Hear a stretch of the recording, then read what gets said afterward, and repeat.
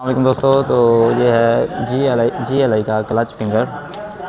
ये इसकी clutch plate है जी एल आई की, और ये इसकी फिंगर प्लेट है जी एल आई की टोयोटा की, और ये इसका क्लच बेरिंग है।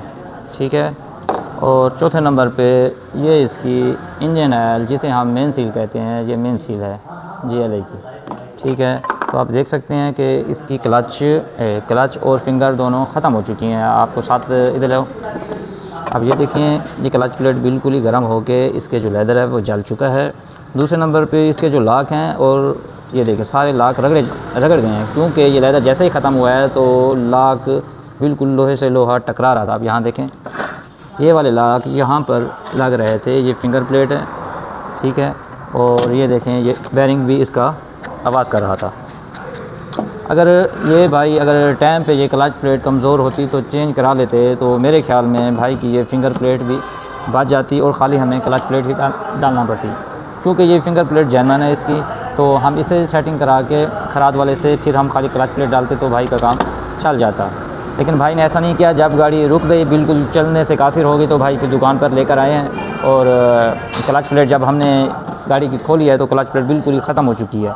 अब हम इसका पूरा सेट ही चेंज करेंगे। इसकी क्लच प्लेट भी जापानी डालेंगे, इसकी फिंगर भी, इसका बेरिंग भी, और मेन सील भी इसकी हम नो की डालेंगे।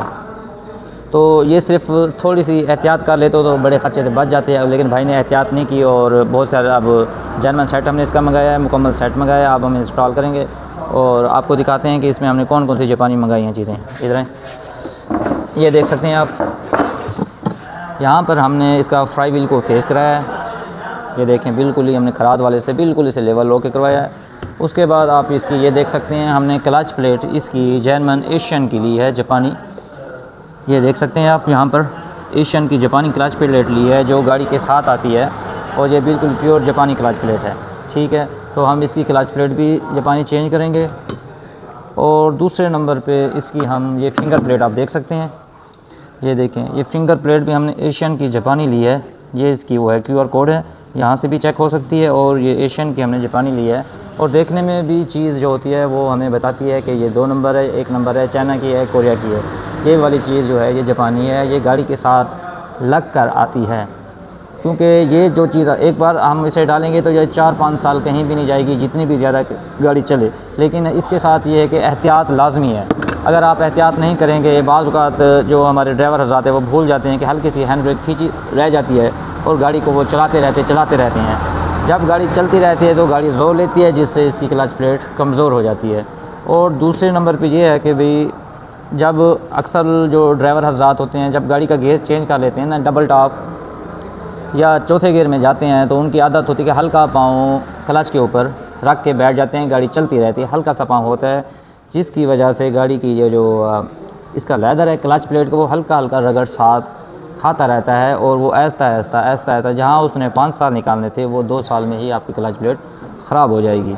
क्योंकि लेदर चल चल के हल्के पाँव से वो एक तो हीट हो जाएगा और हार्ड हो जाएगा, और गाड़ी की जो पिक है वो भी कम हो जाएगी, और इसका जो माइलेज है वो भी आपको गाड़ी नहीं देगी। अगर आपकी ये सब चीज़ें ओके हैं और जापानी है, तो आपकी गाड़ी एक तो इसकी पिक भी अच्छी होगी, दूसरे नंबर पे आपकी गाड़ी एवरेज भी बहुत ही ज़बरदस्त देगी। तो ये पूरा मुकम्मल सेट ही डालना है आपने। इसके बाद ये आप देख सकते हैं, हमने इसकी जेन्युइन सील ली है। यहाँ पर साथ दिखाओ, ये देखें, नो की सील है इसकी अपनी, और ये बिल्कुल नरम सील होती है। तो अगर आपने भी डालनी है, इसमें कोई चाइना की सील नहीं डालनी, ना कोरिया की डालनी है, सिवाय नो की। अगर आपकी इसकी नो की सील डालेंगे तो आपको ये मुकम्मल ही आपको फिर खोलने की ज़रूरत ही नहीं पड़ेगी, क्योंकि ये सील बहुत लंबा अर्सा चलती है और लीक नहीं होती। और अब आ जाते हैं हम इसके बेरिंग के ऊपर। ये बेरिंग है इसका जापानी।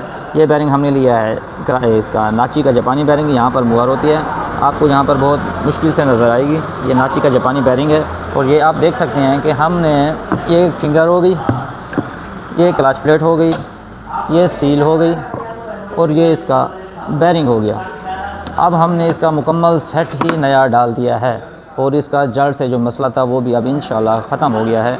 और गाड़ी अब चलाने में एक तो क्लच भी बिल्कुल पानी की तरह नरम होगा, और मज़ा भी गाड़ी करेगी। इसका फ्राई व्हील भी फेस करने का यही मकसद होता है कि जो इसके अंदर ऊपर दाग होते हैं, इसकी जो क्लच और फिंगर की सेटिंग होती है वो बिल्कुल हमने एक्यूरेट कर दी है, जिस तरह ये जेन्युइन आते हैं। अब हमने इसे बिल्कुल जेन्युइन की तरह तैयार कर लिया है। या आपको हमने पुराना सेट भी दिखा है, ये बिल्कुल ही कंडम हो चुका है, फारिग हो चुका है, अब ये चलने के काबिल नहीं रहा। अगर ये आप गाड़ी भाई एहतियात करेंगे तो ज़्यादा नहीं तो 4-5 साल ये सेट भाई से कहीं भी नहीं जाता। अगर ख्याल नहीं करेंगे तो फिर भी इस सेट का भी यही इस सेट की तरह हाल होगा।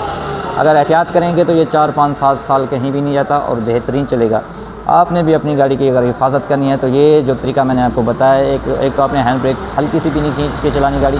दूसरे नंबर पे जब भी आप डबल टॉप पे लंबे सफ़र पे जाएं तो आपका पाँव क्लच के ऊपर ना हो। अगर आपका पाँव क्लच के ऊपर हल्का सा भी होगा तो ये चीज़ का लेदर हल्का हल्का हार्ड होता रहेगा और ख़राब होता रहेगा, जिसकी वजह से जो चीज़ आपकी 5 साल चलनी है वो 2 साल में ही ख़त्म हो जाएगी। बस ये चंद एक चीज़ें हैं जिसमें आपने एहतियात करनी है और आपकी गाड़ी इंशाल्लाह बिल्कुल ओके चलेगी।